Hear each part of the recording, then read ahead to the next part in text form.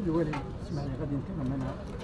الجيش الوطني الشعبي على مستوى الجزائر هذا فرقة يتمثل في قائد فرقة الدرك الوطني لبلدية بلاصة الذي كان سببا في هذه التظاهرة والرئيس بشار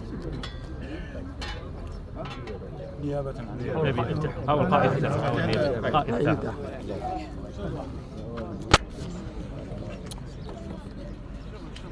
الجيش الوطني الشعبي على مستوى الوطن يتمثل في بشير هي الثقة وإذا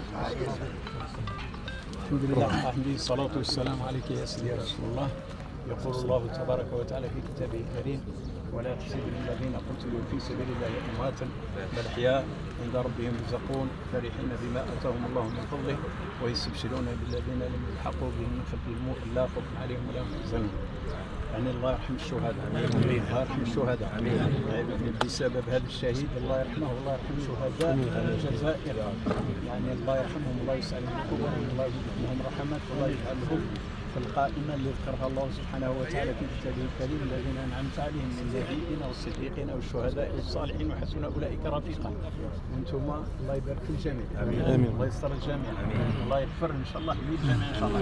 فاتحة الكتاب. بسم الله الرحمن الرحيم. الحمد لله رب العالمين الرحمن الرحيم مالك يوم الدين إياك نعبد وإياك نستعين اهدنا الصراط المستقيم صراط الذين أنعمت عليهم غير المغضوب عليهم ولا الضالين آمين. سبحان ربك رب العزة عما يصفون وسلام على المرسلين والحمد لله رب العالمين.